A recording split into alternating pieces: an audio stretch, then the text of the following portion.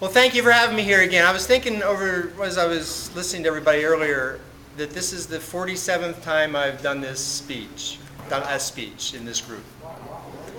47th time we've done this. Try to get it right this time. That's going to be impossible. In fact, I apologize to Guy and Dennis and Don. Mark's not here. I don't think Mark's here yet. Because they were the only ones in the group that were here before I was. So they've heard them all, and so I apologize for that. But, like he said, and thank you, Junior. Wherever Junior is. Hi, Junior. Thank you, Junior. Appreciate that.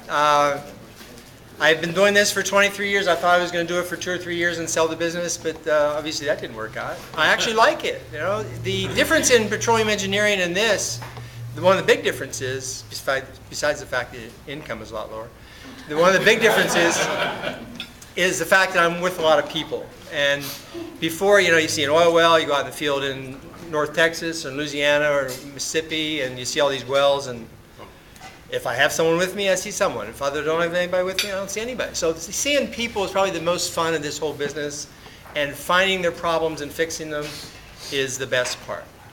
And that's what I like to do. It's one thing, and I really appreciate everyone bringing their packages in to ship the little things we have, all of the things that I can help you with. I do appreciate that because you want that item there wherever it's going safely and quickly. But my real passion to this is getting things that are unusual places that are difficult to get to. No matter where it is in the world, no matter what it is, we can ship it. And I tell you, there's a lot of businesses like I have that turn them down.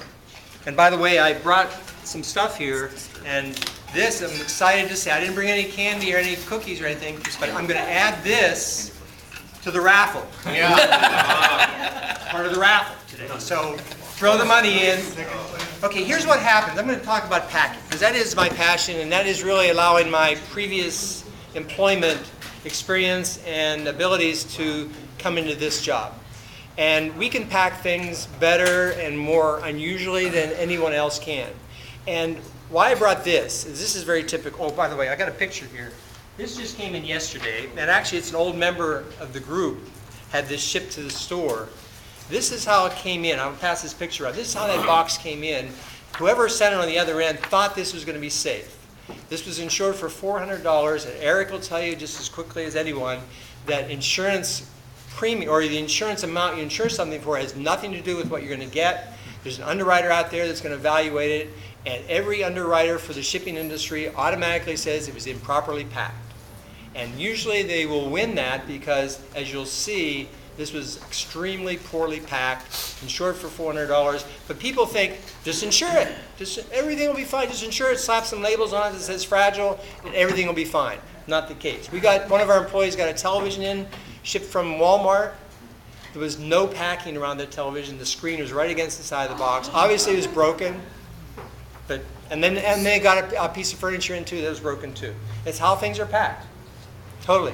I mean, it has nothing to do with the ability for a carrier to mishandle it. They don't really mishandle it. They're too scrutinized. There's too much competition in the industry. No matter who you ship through, the basic ones like DHL or UPS or FedEx or mail, they're all, well, the mail's not in competition with anybody, but they're all basically in competition with how they handle stuff. And they handle things pretty well. One of the people unloading the trucks, they have 4 seconds to touch any box. They have to look at the zip code and pass it on quickly. You better have it packed safely. In Memphis alone, there's 23 miles of conveyor belt this stuff goes on before it reaches everything. Can you imagine these conveyor belts going down slopes and up, and a 100-pound box right behind a 30-pound box or 20-pound box? That's smashing into it. If the thing's not packed right, SOL. So that's the most important part, and I look at everything. If I can't pack something, your piece of yard rope, if I can't pack it and drop it off this counter, it's not going to make it. So I have to look at it that way. Now, the reason I brought this in my industry and also in the freight industry, which is what I really like, even in our franchise system, how they teach people to pack, they get sheets of corrugated, single and double wall corrugated. They get pass that around too. Look at this piece right here. You'll see a piece of single wall and a piece of double wall. I only build boxes out of double wall. You can stand on them. Everyone else uses single wall because it's easier to find and cheaper to use. So there's an example of the two types. Now, when these other freight companies, including our franchise system, gets their materials, they get a sheet of 48 by 96 inch single wall material, packing material, corrugated, to build boxes. That's all they can find out there. I found a company back in Flagstaff that would send me sheets of corrugated that's 140 inches long and 96 inches wide. I can build anything out of that. I don't have to do this. And this is what most companies will do if you've got a picture or anything else. And I'll bore you with the mechanics of this box. But they'll build two ends box, and then they'll put these things together.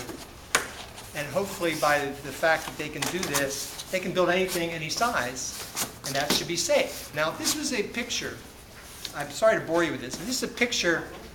Think of the picture inside there. Where is the pressure on this box going to be transmitted? The box itself is not going to be it, because they're going to just tape around this. So the pressure here is going to be against the picture, however you wrap the picture.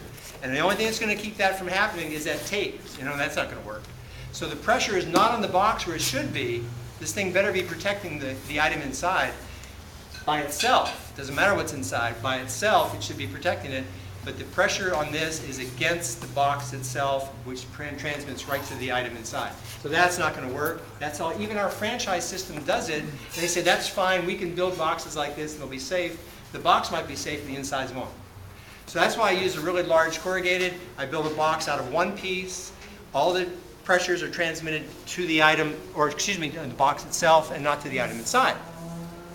And I bought a crate. This isn't going to be on I need this crate for my demo. But the crates, how the crates are built is even the same problem. I told you once before about a crate that I sent to France, a piece of artwork. It was one of two in the world. Now, the problem with freight is it's inherent risk. You got to consider the risk of what you're shipping. There are certain things and certain ways of things are built that you can't protect it no matter what you do. You should never do anything with that. So inherent risk is someone has an item that something inside that can be moved or damaged, and it has nothing to do with what you do as far as packing it. I could build a box. You know what a shadow box is for a display for an item that has some depth to it that you hang on the wall? That shadow box inside might have things in there that are challenging to move or delicate. You can't ensure what's inside of a shadow box. I could build a box as big as this room, use shock absorbers on the box. From shaking it, you can't do anything about what's inside. A computer, server especially, which are very expensive. You can't do anything about what's inside those. Typically they won't break, but they'll shift around to the point they won't start when you turn them on, especially if the slots in there are loose or whatever. So you can't do anything about that. That's called inherent risk. Well, this one was that we shipped to France had a footprint of 4 by 8 with a 6 foot height.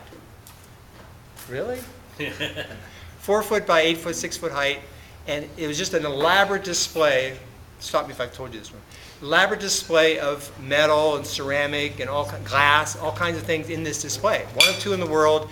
It was being shipped to France for a grand opening, and the opening of the crate was part of the grand opening. The fact that the first time they'll see this item.